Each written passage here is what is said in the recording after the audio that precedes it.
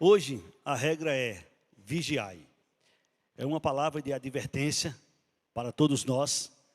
Nós estamos, sem sombra de dúvidas, nos últimos dias.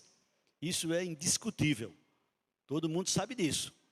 Quem conhece um pouco das Escrituras Sagradas sabe que nós estamos vivendo os últimos dias. E o Senhor nos revela na sua palavra como é que seria os últimos dias. E a igreja do Senhor Jesus precisa estar atenta às advertências da parte de Deus, aos exemplos que foram registrados, às coisas que acontecem. A gente precisa ter uma leitura para que a gente possa também ser protegido para o louvor e para a glória do Senhor. Amém? Sentado como você está, abra sua Bíblia na segunda carta de Paulo a Timóteo, capítulo 3. Eu vou ler com vocês do versículo 1 até o versículo 9, que nos mostra de uma maneira bem clara como é que seria os últimos dias. Segunda carta de Paulo a Timóteo, capítulo 3, a partir do versículo de número 1. Diz assim a palavra do Senhor: sabe, porém, isto. Paulo escreve a Timóteo, ficou para nós, é para a gente saber. Sabe, porém, isto: nos últimos dias sobrevirão tempos difíceis. Nos últimos dias sobrevirão tempos difíceis. Sabe, porém, isto: nos últimos dias sobrevirão tempos difíceis, pois os homens serão. Deus sabe, Deus conhece tudo. Para Deus não tem surpresas. Ele nos diz, Ele nos mostra como é que serão os homens nos últimos dias. Os homens serão egoístas, avarentos, jactanciosos, arrogantes, blasfemadores, desobedientes aos pais, ingratos, irreverentes, desafeiçoados, implacáveis, caluniadores, sem domínio de si, cruéis, inimigos do bem, traidores, atrevidos, enfatuados, mais amigos dos prazeres que amigos de Deus, tendo forma de piedade, negando-lhe entretanto o poder. Foge também desses, pois entre estes se encontram os que penetram sorrateiramente nas casas e conseguem cativar mulherinhas sobrecarregadas de pecados, conduzidas de várias paixões, que aprendem sempre, jamais podem chegar ao conhecimento da verdade. E do modo porque Janes e Jambres resistiram a Moisés, também estes resistem à verdade. São homens de todo corrompidos na mente, reprobos quanto à fé. Eles todavia não irão avante, porque a sua insensatez será a todos evidente, como também aconteceu com a daqueles. Irmãos, estas palavras aqui são muito fortes. Como é que serão os homens nos últimos dias? E é o que nós estamos contemplando com nossos olhos. Deus usou o apóstolo Paulo para também dizer a Timóteo, na primeira carta, no capítulo 4, no versículo 1: ora, o Espírito afirma expressamente que nos últimos tempos alguns apostatarão da fé, por obedecerem a espíritos enganadores e a ensinos de demônios. Alguns apostatarão da fé. Por isso que eu disse que nessa noite é uma noite de advertência. Nós vamos ver na palavra de Deus, nós vamos contemplar alguns exemplos que aconteceram com irmãos nossos na fé, que ficaram registrados. Tem coisas que nós conhecemos, que sabemos que está acontecendo em nossos dias. A história não é diferente, e a gente precisa estar atento para a gente também ser precavidos. Amém? Não é à toa que o Senhor manda diversas e diversas vezes: vigiai e orai. O apóstolo João, conhecido como o apóstolo do amor, ele nos diz que nós estamos vivendo a última hora, não é nem os últimos dias. Na sua primeira carta, no capítulo 2, no versículo 18, João diz as seguintes palavras: filhinhos, já é a última hora. filhinhos, já é a última hora. E como ouviste que vem o anticristo, também agora muitos anticristos têm surgido pelo que conhecemos, que é a última hora. Olha que coisa interessante. Portanto, a igreja, nós precisamos ter todo cuidado. E eu ainda vou mais além nesta noite. Todo cuidado é pouco. Se você fizer um estudo, se você analisar, se você tiver com certo cuidado ao ler as Escrituras Sagradas, você vai encontrar o Senhor nos mostrando algumas coisas que é de grande importância para a nossa vida espiritual. Exemplo, 1 Pedro capítulo 5, versículo 8. Hoje nós vamos dar um passeio nas Escrituras Sagradas, bem interessante, viu? 1 Pedro capítulo 5, versículo 8. Diz a palavra do Senhor algo bem interessante que eu queria que você observasse. Sede sóbrios e vigilantes. Pedro manda, orienta que a gente deve ser sóbrio e vigilantes. Por quê? O diabo, o nosso adversário, ele anda em derredor como um leão que ruge, procurando alguém para devorar. Meu irmão, minha irmã, saiba que o inimigo anda em nosso derredor, procurando alguém para devorar. Por isso a gente precisa ter todo cuidado. Não brinque, vigie, e vigie constantemente.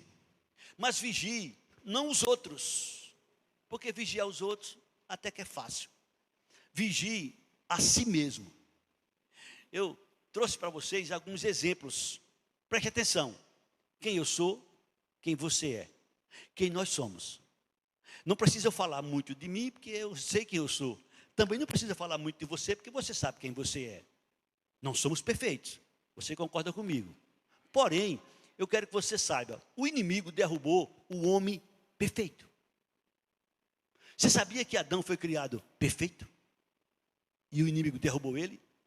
Se o inimigo derrubou Adão, que foi feito perfeito, eu, você, devemos ou não ter cuidado? Não é à toa que Deus manda em diversas ocasiões: vigie, ore. O inimigo derrubou o homem mais forte que existiu aqui na terra, Sansão. Não terá homem com força como Sansão. E o inimigo derrotou ele. O inimigo derrotou o homem mais sábio que já existiu aqui na terra, Salomão. O inimigo derrotou o homem mais adorador que já teve aqui na terra, Davi.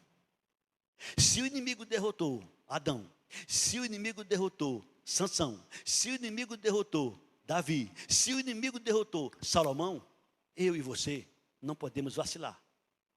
A gente tem que ter muito cuidado. Eu e você, todos nós, devemos ter muito cuidado. Vivemos em uma guerra espiritual. Não é uma guerra carnal. O apóstolo São Paulo chega até a dizer que a nossa luta não é contra o sangue e a carne. A nossa luta não é contra os irmãos, não é contra os seres humanos. A nossa luta é contra as forças espirituais do mal. É contra o inimigo e sua hoste. E a gente não vê, não sabe, não tem a menor ideia de onde vem, de como vem, de quando, de que maneira. Por isso, a gente precisa estar atento. Lá em Tiago, no capítulo 4, no versículo de número 7, nosso Deus nos mostra algo bem interessante a respeito desse personagem e como é que a gente deve agir. Sujeitai-vos, portanto, a Deus, mas resisti ao diabo, e ele fugirá de vós. Paulo, quando escreve lá em Éfesos, no capítulo 4, no versículo 27, ele diz para a igreja, Efésios capítulo 4, versículo 27, não deis lugar ao diabo. Para quem Paulo está falando, para quem Paulo está se dirigindo? Efésios capítulo 1, versículo 1. Escuta para quem Paulo está falando essa carta aos Efésios. Paulo, apóstolo de Cristo, por vontade de Deus, aos santos que vivem em Éfeso e fiéis em Cristo Jesus. Paulo escrevendo para a igreja, ficou registrado para nós: não deis lugar ao diabo. Precisamos estar atentos 24 horas por dia. Deus usa o apóstolo Paulo para nos advertir. Lá em 2 Coríntios capítulo 2, versículo 11, o inimigo ele tem seus planos. E os planos dele são astutos, porque ele é muito sábio. Ele é muito mais sábio do que eu, do que você, do que todos nós. Ele tem muito mais sabedoria. E Paulo diz, olha, para que Satanás não alcance vantagem sobre nós, pois não lhe ignoramos os seus desígnios. Ele tem suas sutilezas, ele tem seus projetos, ele tem seus planos. E ele vem de maneira sutil. Como é que ele faz? De que maneira ele age? Ele age na nossa natureza terrena, nossa natureza carnal, propondo, mostrando, oferecendo coisas que a gente gosta, coisas que a gente quer, coisas que a gente ama. Ele oferece, ele mostra um mundo com as suas belezas, com as suas atrações. Por quê? O mundo, a carne, são inimigos de Deus. E a gente precisa entender que a gente está nesse mundo lutando contra o mundo, lutando contra a nossa carne, lutando contra o inimigo. E tudo isso, a gente precisa estar atento 24 horas por dia. Deus nos revela algumas coisas que a gente não pode deixar de levar em consideração. Por exemplo, em Apocalipse, no capítulo de número 16, versículo 13 e 14, Deus nos mostra algumas coisas que vão acontecer, mas que a gente precisa também estar atento, que de alguma outra forma, isso pode também estar acontecendo, ou que pode acontecer. Apocalipse capítulo 16, 13 e 14, disse João, então vi, sair da boca do dragão, da boca da besta e da boca do falso profeta, 3 espíritos imundos, semelhantes a rã. Ele viu, João viu, porque Jesus mostrou a ele as coisas que iriam acontecer. E João diz que estes espíritos são o seguinte, versículo seguinte, porque eles são espíritos de demônios, operadores de sinais. Espírito de demônio, operadores de sinais. E se dirige aos reis do mundo inteiro com o fim de ajuntá-los para a peleja do grande dia do Deus Todo-Poderoso. Precisamos estar atentos. Nem tudo é de Deus. A gente precisa conhecer um pouco das Escrituras Sagradas para a gente não ser enganado. Afinal de contas, a gente não pode esquecer nunca Jesus, lá em Mateus capítulo 4, sendo tentado pelo inimigo. Irmão, se o inimigo foi tentar Jesus, e eu? E você? E nós? Olha o que é que diz Mateus capítulo 4, eu quero ler a partir do primeiro versículo. Mateus capítulo 4. Uma leitura até um pouco extensa, mas que vale a pena você prestar atenção, porque tem detalhes de grande importância. A seguir foi Jesus levado pelo Espírito ao deserto para ser tentado pelo diabo. E depois de jejuar 40 dias e 40 noites, teve fome. Jesus jejuou 40 dias, 40 noites. Por que Jesus jejuou 40 dias e 40 noites? Não é o número que é o que vale. Jesus jejuou para nos mostrar que nós precisamos também nos alimentar espiritualmente. E para se alimentar espiritualmente, uma das formas é sacrificar a carne.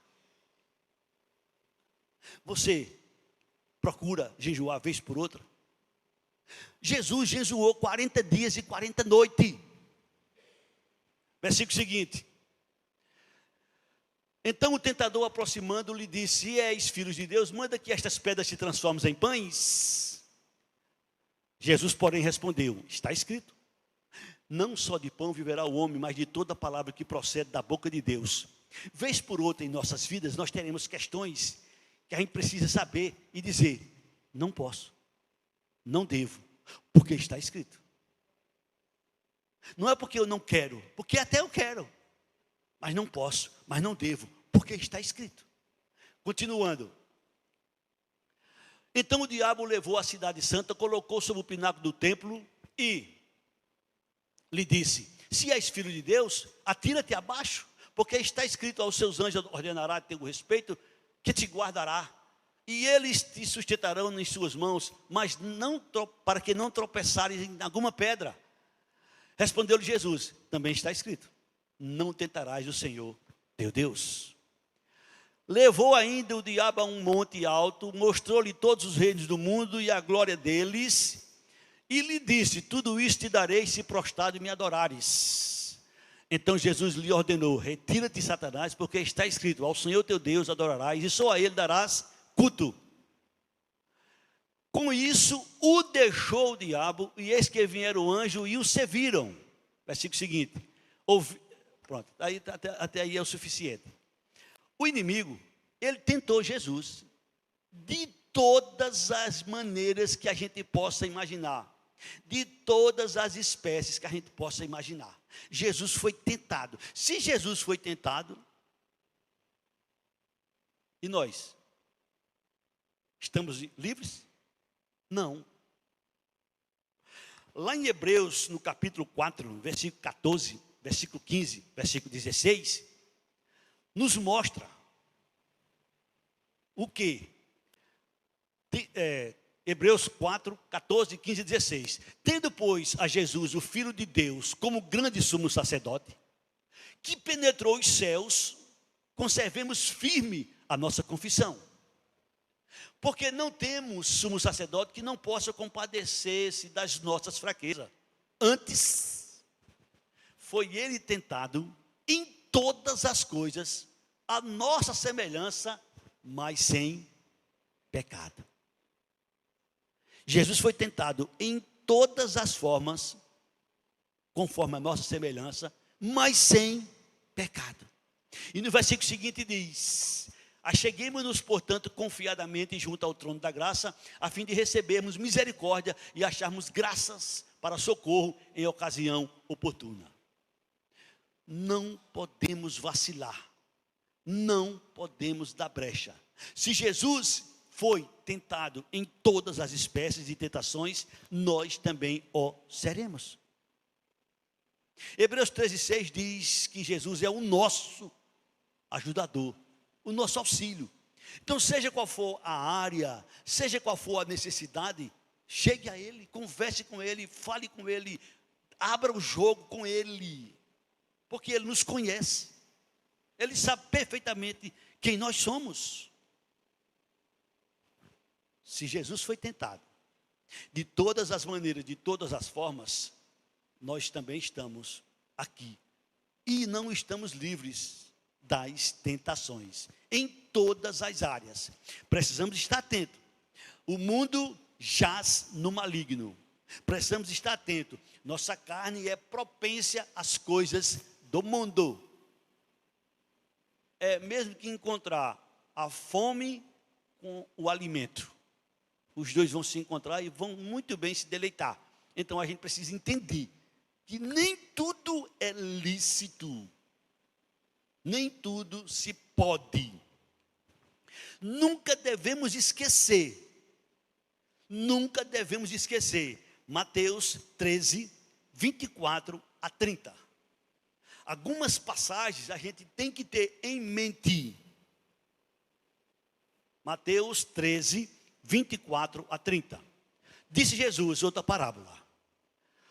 O reino dos céus é semelhante a um homem que semeou boa semente no seu campo. Mas enquanto os homens dormiam, veio o inimigo dele e semeou o joio no meio do trigo e retirou-se. E quando a erva cresceu e produziu fruto, apareceu também o joio. Então, vindo os servos do dono da casa, lhe disseram, Senhor, não semeaste boa semente no teu campo? De onde vem, pois, o joio? Ele, porém, lhes respondeu, um inimigo fez isso. Mas os servos lhe perguntaram, queres que vamos e arranquemos o joio? Não, replicou ele, para que ao separar o joio, não arranqueis também com ele o trigo. Deixai-os crescer juntos até a colheita. E no tempo da colheita, direi aos ceifeiros, ajuntai primeiro o joio, atai-o em feixes para ser queimado, mas o trigo recolhei no meu celeiro.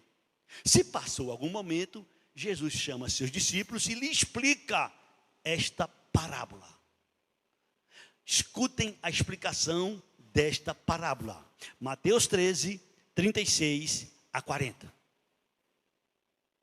Então, despedindo as multidões, foi Jesus para casa, e chegando-se a ele, os seus discípulos disseram: explica-nos a parábola do joio do campo. Ele respondeu: o que semeia a boa semente é o filho do homem. O que semeia a boa semente é o filho do homem. O campo é o mundo. A boa semente são os filhos do reino. O joio são os filhos do maligno. O inimigo que semeou é o diabo. A ceifa é a consumação do século. E os ceifeiros são os anjos. Pois assim como o joio é colhido e lançado ao fogo, assim será na consumação do século. Estão vendo aí? O inimigo, o mundo, os filhos das trevas, os filhos do reino, e nós estamos aí. Nós estamos aí. Por isso a gente precisa ter cuidado. É nesse mundo, é nessa esfera espiritual que nós estamos vivendo. Por isso que a gente precisa estar atento, vigiando 24 horas por dia, se for necessário. Mais uma vez eu repito, Efésios 4, 27, não deis lugar ao diabo. Ele vai lançar sua semente em todos os momentos de nossas vidas. Vai lançar em todas as áreas. Vai lançar de todas as maneiras, para que a gente seja presa dele. Não esqueça que ele anda ao nosso derredor, procurando alguém dar um lugar, procurando alguém dar brecha, procurando alguém fazer por onde ele o trague. E a gente vai ver alguns exemplos daqui a pouco. Primeiro, escuta com atenção, 1 Timóteo 6, 10, 11. 1 Timóteo capítulo 6, versículo 10, 11. Está escrito: o amor ao dinheiro é a raiz de todos os males. E alguns nessa cobiça se desviaram da fé. E assim mesmo se atormentaram com muitas dores. Segura aí. O dinheiro não é ruim, o dinheiro é bom. Se você achar que o dinheiro é ruim, pegue o seu dinheiro e me dê. Dinheiro não é ruim, dinheiro é bom. Com ele a gente compra uma série de coisas. Com ele a gente dá conforto à família. Com ele a gente tem conforto. Com ele a gente faz o que a gente quer com ele. Lícitos. Agora, o amor ao dinheiro é que é a raiz de todos os males. É o amor ao dinheiro. É fazer dele um Deus. É fazer dele seu escravo. É seu senhor. O dinheiro deve ser seu escravo, não seu senhor. E o Senhor nos revela que alguns irmãos nossos na fé desviaram-se da fé por conta de dinheiro. Isso ficou registrado para o nosso conhecimento, para a nossa advertência. Eu vou ler mais uma vez. Porque o amor do dinheiro é a raiz de todos os males. E alguns nessa cobiça se desviaram da fé. E assim mesmo se atormentaram com muitas dores. Versículo seguinte: tu, porém, ó homem de Deus, foge destas coisas. Tu, porém, ó homem, tu, porém, ó mulher, tu, porém, ó jovem, foge destas coisas. Dinheiro é bom, dinheiro é maravilhoso, dinheiro é essencial. Se dinheiro não fosse bom, se dinheiro não fosse essencial, a gente nem contribuía na obra do Senhor, porque Deus não queria querer na obra dele uma coisa que não presta. Tu, porém, ó homem de Deus, foge destas coisas. Antes segue a justiça, a piedade, a fé, o amor, a constância, a mansidão. Nunca devemos esquecer, devemos ter muito cuidado. 1 Timóteo 3, 6 e 7. 1 Timóteo 3, 6 e 7. Olha o que está escrito. Pelo contrário, é necessário de que ele tenha bom testemunho dos de fora, a fim de não cair no opróprio e no laço do diabo. Versículo 6. Não seja neófito, para não suceder que se ensoberbeça e incorra na condenação do diabo. Pelo contrário, é necessário que ele tenha bom testemunho dos de fora, a fim de não cair no opróprio e no laço do diabo. Aqui está se falando diácono, do presbítero. Aqui está se falando do homem de Deus que vai trabalhar na obra de Deus, porque existe a possibilidade dele cair no laço do diabo. Não só ele, como qualquer outro, qualquer um de nós estamos sujeitos de cair no laço do diabo. Por isso que a gente precisa vigiar, estar atento. Observe com carinho 2 Timóteo 2, 26. Mas também o retorno, 2 Timóteo, capítulo 2, versículo 26. Mas também o retorno à sensatez, livrando-se eles dos laços do diabo, tendo sido feitos cativos por ele para cumprir a sua vontade. Laços, plural. Laços, plural. É como um pássaro que o homem prepara a gaiola, prepara aquela artimanha ali, lhe oferece uma coisa boa e o pássaro chega e fica preso. É assim que o inimigo faz com os seres humanos. É assim que ele faz conosco. Ele prepara os laços. E não pense que ele vai propor, dentre esses laços, coisas que você não gosta. Ele vai propor e vai oferecer coisas que nós gostamos. Coisas que nós queremos. Coisas que nos agradam. Portanto, observe com carinho 1 João capítulo 3, versículo 8. 1 João capítulo 3, versículo 8. Diz o apóstolo João. 1 João 3, 8. Aquele que pratica o pecado, procede de quem? Olha que palavra. Aquele que pratica o pecado, procede do diabo, porque o diabo vive pecando desde o princípio. Para isto, se manifestou o Filho de Deus para destruir as obras do diabo. Então, a gente precisa ter muito cuidado, porque a gente se declara, e longe de mim duvidar de quem quer que seja, mas a gente precisa saber de que quem é de Deus não pode viver na prática do pecado. Pecar, peca, porque estamos ainda na carne. E é bom a gente saber que todo pecado tem a sua consequência.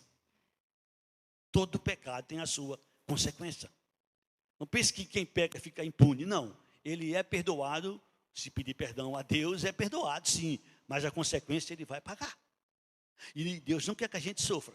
Por isso que Ele nos adverte. Por isso que Ele nos mostra. Por isso que Ele nos orienta. Por isso que a sua palavra foi escrita. Para que a gente tenha bom êxito, seja bem sucedido. Versículo 10, está escrito: nisto são manifestos os filhos de Deus e os filhos do diabo. Todo aquele que não pratica justiça, não procede de Deus. Nem aquele que não ama a seu irmão. A gente precisa, irmão, vez por outra a gente parar e questionar o nosso cristianismo, a nossa fé. Porque às vezes a gente pode falar, mas falar qualquer um fala. Dizer qualquer um diz. Mas nós precisamos provar. E provar não é só falar. Provar é quando a gente se depara com um texto desse e a nossa consciência não nos acusa. Não tem ninguém mais poderoso para te acusar do que a sua consciência. Eu posso falar aqui um sermão de 2 horas, 3 horas. Não vai fazer nenhum efeito se a tua consciência não te acusar. Observa com carinho o que está escrito.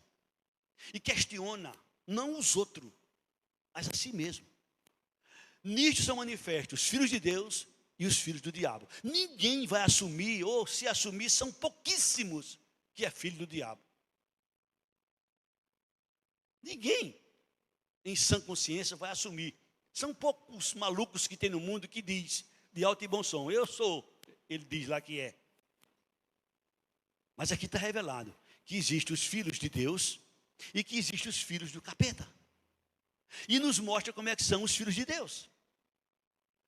Todo aquele que não pratica justiça, não procede de Deus. Então nossa vida deve ser uma vida alicerçada em quê? Na justiça. A gente não pode e não deve estar fazendo injustiça.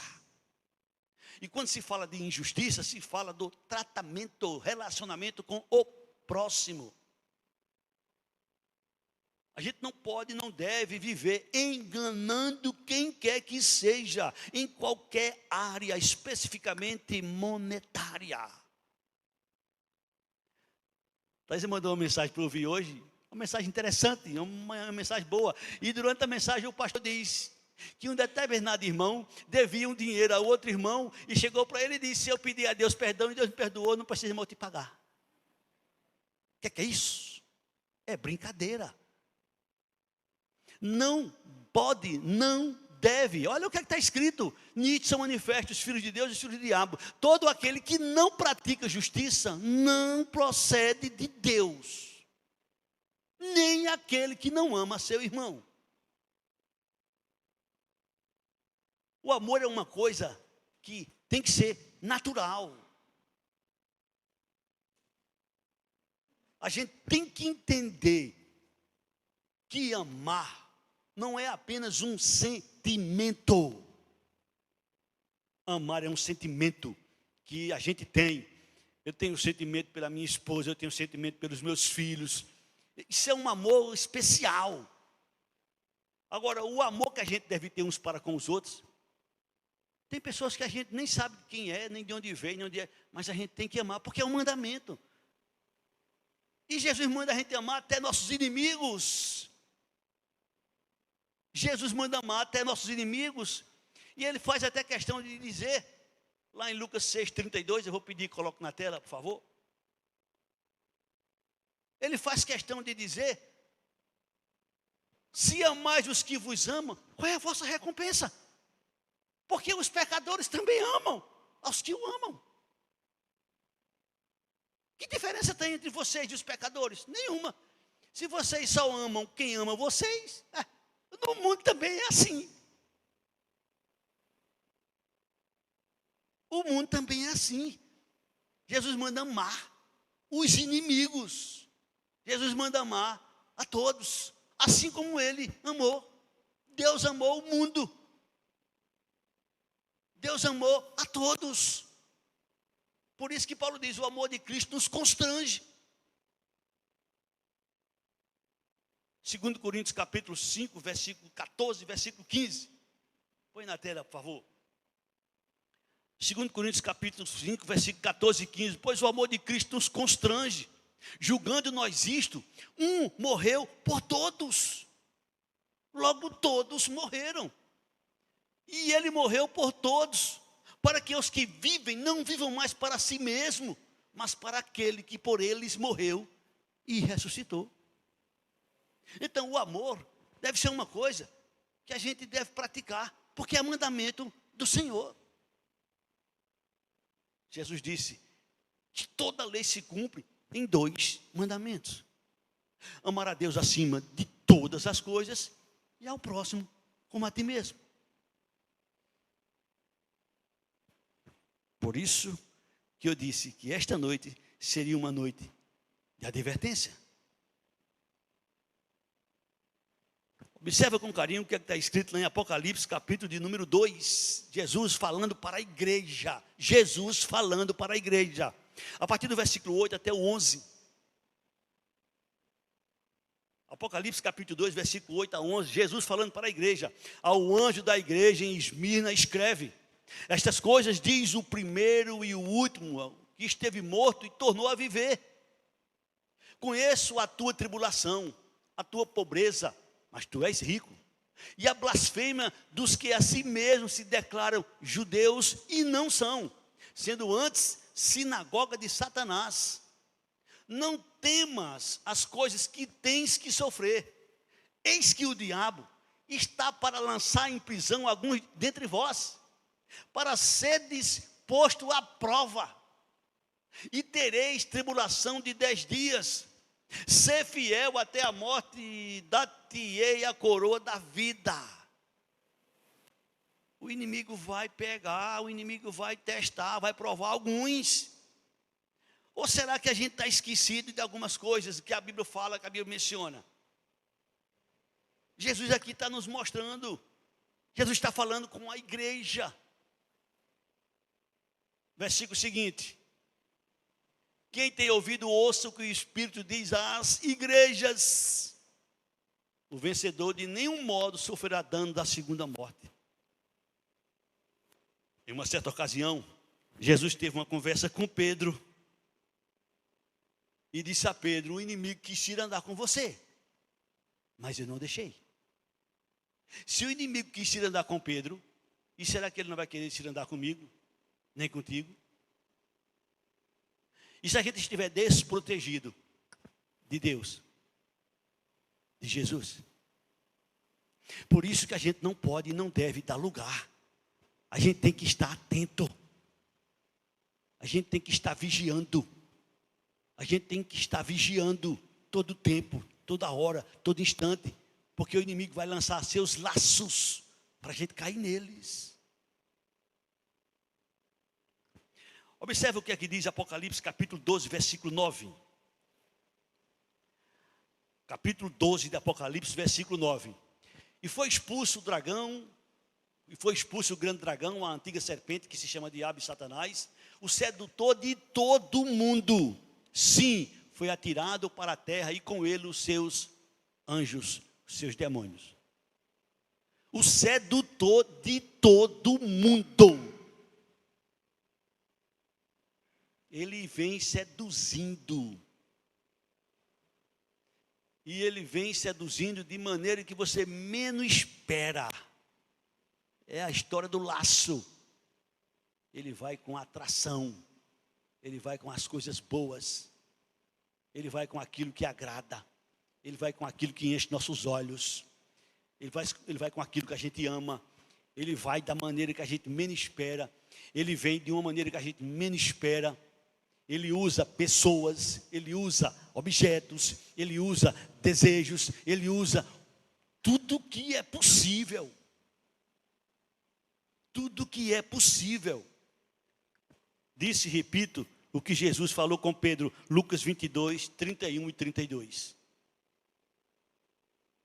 Lucas 22, 31 e 32. Simão, Simão, eis que Satanás vos reclamou para vos peneirar como trigo. Versículo seguinte. Eu, porém, roguei por ti. Olha, eu, porém, roguei por ti, Simão. Eu, porém, roguei por ti, Pedro. Para que a tua fé não desfaleça. Tu, pois, quando te converteres, fortalece os teus irmãos. Olha, se Pedro passou o que passou, e nós? Estamos livres? Não. Isso são coisas que o Senhor deixou escrito para a nossa advertência. Diante de tudo isso que nós estamos aqui falando para vocês, aí você vai entender um dos menores versículos que tem a Bíblia. Não é um menor, mas é um dos menores. 1 Tessalonicenses 5, 17. Aí você vai entender esse versículo. Diante dessas coisas que nós falamos e diante do que nós iremos ainda falar. Vamos juntos? Orai sem cessar.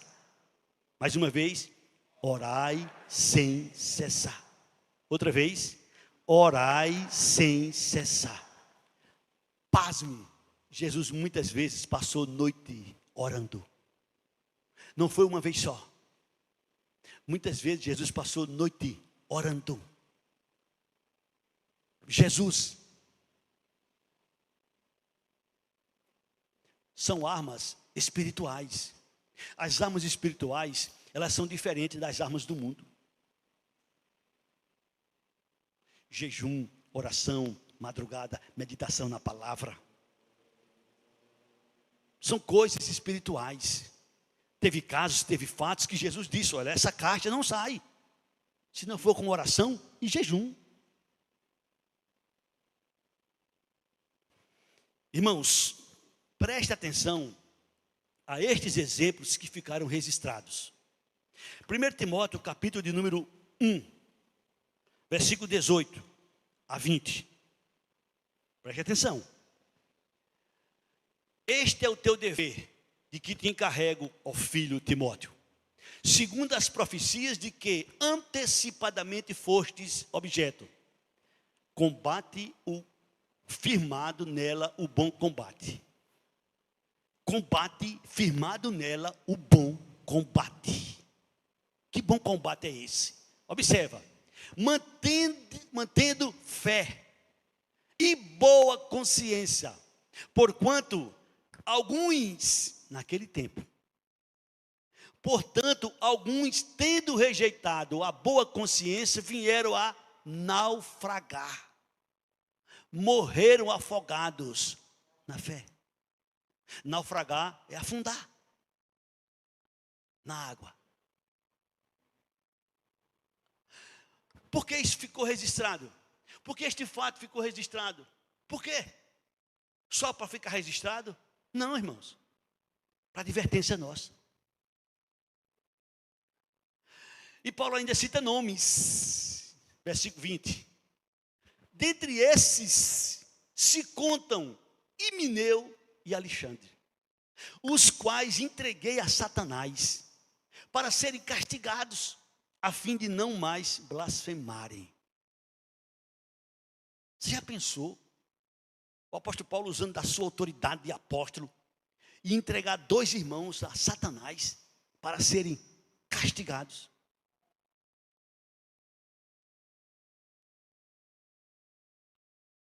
Dois irmãos na fé foram entregues a Satanás para serem castigados.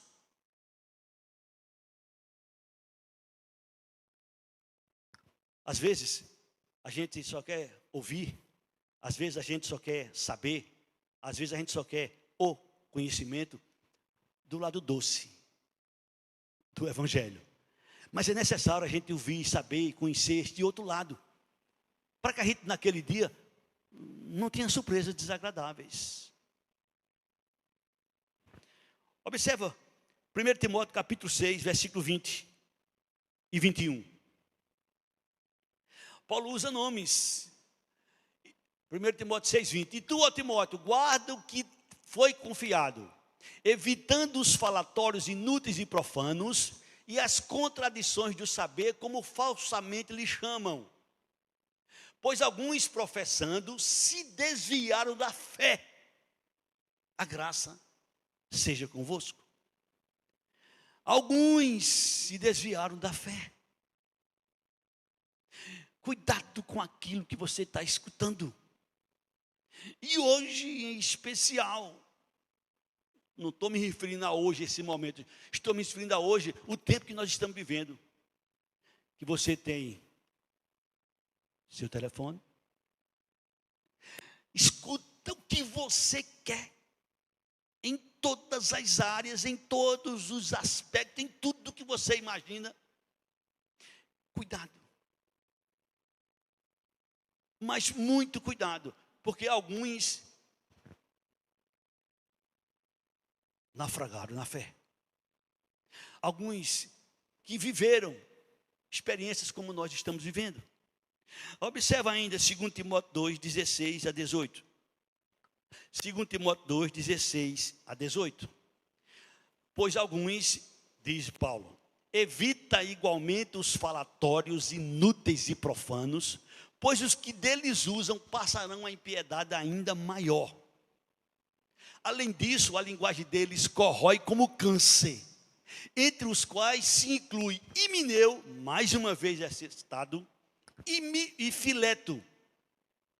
Estes se desviaram da verdade, asseverando que a ressurreição já se realizou, e estão pervertendo a fé a alguns. Irmãos, quem estuda um pouquinho de Bíblia, de teologia, o que tem de contradição entre os teólogos, entre os estudiosos, é uma loucura. Você vai encontrar pessoas dizendo que Jesus já veio e que não vem mais. Você vai encontrar pessoas dizendo que nós estamos vivendo um milênio. Você vai encontrar pessoas dizendo que não tem arrebatamento. Você vai encontrar pessoas dizendo coisas absurdas. E se você não tiver um certo conhecimento, um certo discernimento, pode acontecer com você o que aconteceu com esses irmãos primitivos. Eu vou ler mais uma vez. Põe o versículo 16, por favor. Evita igualmente os falatórios inúteis e profanos, pois os que deles usam passarão a impiedade ainda maior. Além disso, a linguagem deles corrói como câncer, entre os quais se inclui Himeneu e Fileto.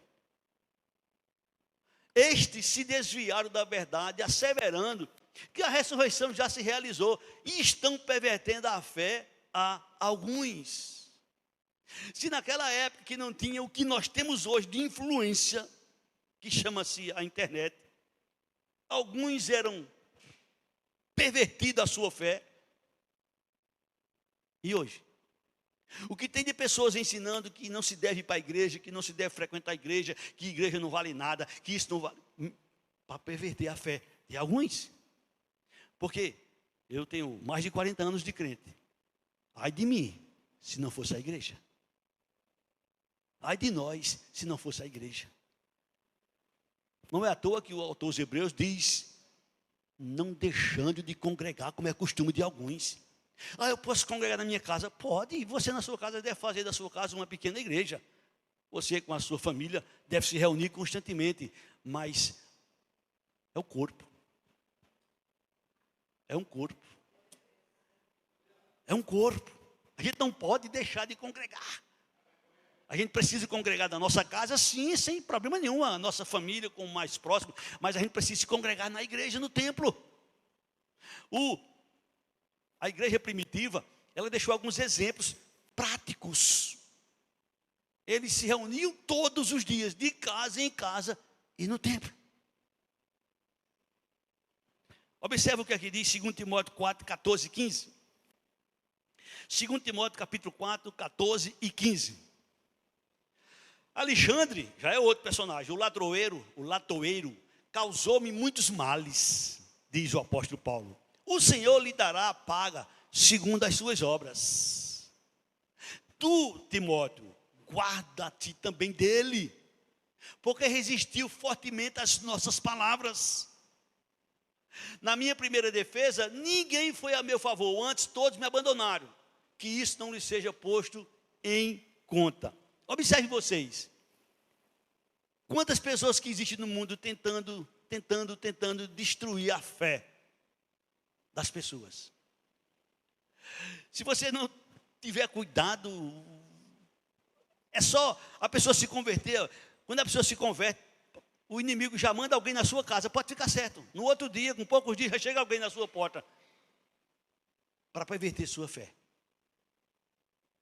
Você nem começou ainda direito, mas já chega alguém para ensinar de maneira equivocada, de maneira errada, do Evangelho do Senhor Jesus. Como vocês viram, essas personagens que foram destruídos na fé, que foram entregues a Satanás. Pense, e Paulo ainda faz questão de mencionar um personagem lá em 1 Coríntios 5, do versículo 1 ao versículo 5. Geralmente se ouve que há entre vós imoralidade e imoralidade tal, como nem mesmo entre os gentios, isto é, haver quem se atreva a possuir a mulher de seu próprio pai. E contudo andais vós ensoberbecido e não chegaste a lamentar, para que fosse tirado do vosso meio quem tamanho ultraje praticou. Eu, Paulo, na verdade, ainda que ausente em pessoa, mas presente em espírito, já sentenciei, como se estivesse presente, que o autor de tão infâmia seja, em nome do Senhor Jesus, reunido vós e o meu espírito com o poder de Jesus nosso Senhor, entregue a Satanás para a destruição da carne, a fim de que o espírito seja salvo no dia do Senhor Jesus. Eu fico pensando, eu fico imaginando um cristão entregue nas mãos do capeta, para ele fazer dele o que quiser, para destruir a vida dele. Aí eu paro e pergunto para você que está aqui nessa noite, que é uma pessoa inteligente. Será que Deus preparou isso para essa pessoa? Para um crente? Para um salvo? Claro que não. Foi lido aqui nessa noite no Salmo 100, versículo 5. Deus é bom. E eu digo com letras maiúsculas, Deus é bom. De Deus só vem coisas boas. Isso é uma consequência do pecado. Isso é a punição do pecado. Mas observe que esse personagem, apesar de ter tido contato físico com a mulher do seu pai, com a sua madrasta, Paulo, junto com a igreja, com a autorização do Senhor Jesus, determinou que essa personagem, que esse senhor, que esse cidadão, que esse jovem fosse entregue ao capeta, para o capeta destruir a sua carne. Mas o espírito estava salvo no dia do Senhor. Aí muitas pessoas, ou algumas pessoas dentro das igrejas, batem no peito e dizem, eu sou salvo, posso fazer o que eu quiser. A consequência é drástica, se realmente for um salvo. A consequência é drástica. Ele poderá ser entregue ao capeta, para o capeta fazer dele o que quiser. Nós lemos todas as reuniões que a gente celebra a Santa Ceia. Por conta de comer a Santa Ceia sem discernimento entre vós, há muitos que morreram, há muitos fracos, há muitos doentes. Deus punindo, Deus corrigindo, Deus disciplinando. Mas não é isso que Deus quer para o seu povo. O que Deus quer para o seu povo é que a gente esteja bem em todas as áreas, em todos os aspectos. Amém? 1 João, capítulo 2, capítulo 3, versículo 2. Põe na tela aí, 1 João 3, 2, por favor. 1 João 3, 2. Amados. Não, é 1 João 2, 2.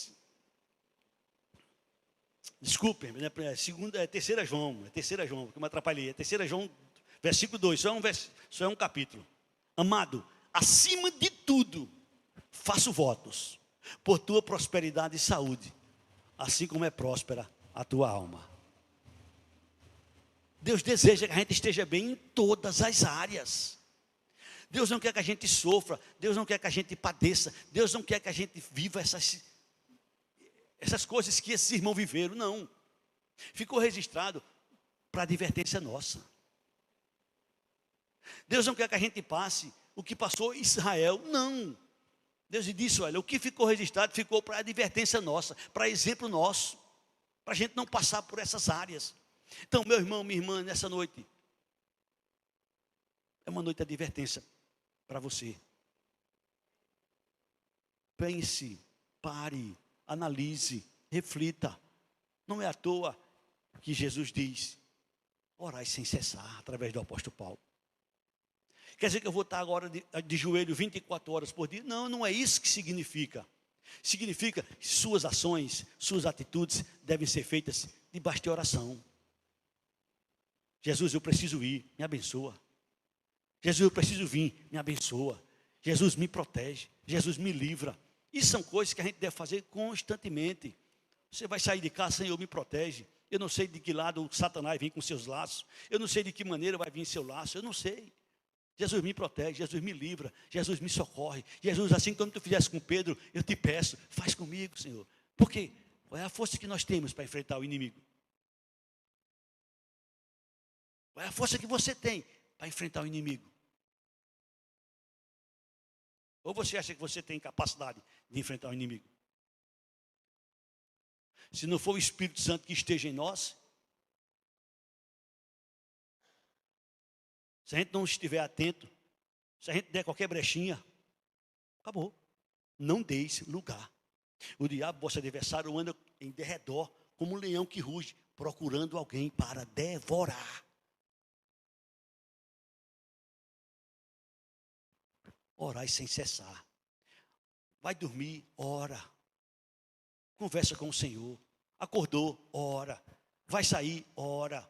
Pronto for, ora. Conversa com o Senhor. Lê a Bíblia, lê a palavra de Deus. Põe em prática o costume, o hábito de ler a palavra de Deus, para tu ver tua vida, como é que ela muda espiritualmente. Mas se tu não se alimenta da palavra, Se tu não procura ler a palavra, se tu não procura meditar na palavra, tu está faminto espiritualmente falando. Outro dia, uma senhora fez o seguinte comentário: há mais de 20 anos que eu sou crente, há mais de 20 anos que eu vou para a igreja. Talvez eu me lembre de uma ou duas mensagens. Talvez me lembre de uma ou duas mensagens. Vale a pena ir para a igreja? Ela questionou: vale a pena ir para a igreja? Mas depois ela respondeu: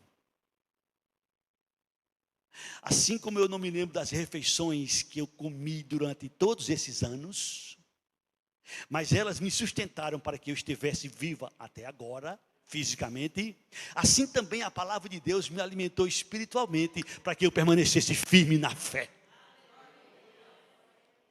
Se afastou da palavra, se afastou da oração, se afastou da igreja, é um passo longo para o capeta tragar. Você não vai ter momentos como esse aqui em lugar nenhum do mundo, a não ser que seja em outra igreja. Você vai para casa hoje, alguma coisa você vai sair daqui pensando no que você ouviu. E se você pôr em prática, é você que será bem-sucedido. Deus não quer, Deus não deseja que você passemos por essas experiências negativas. Pelo contrário, por isso que ele diz: vigiai, vigiai, vigiai. Mas não é a vida do outro, é a sua. Eu devo vigiar a minha vida. Eu devo dar conselhos aos meus, você deve dar conselhos aos seus, mas vigiar é a sua. Amém? Orai sem cessar.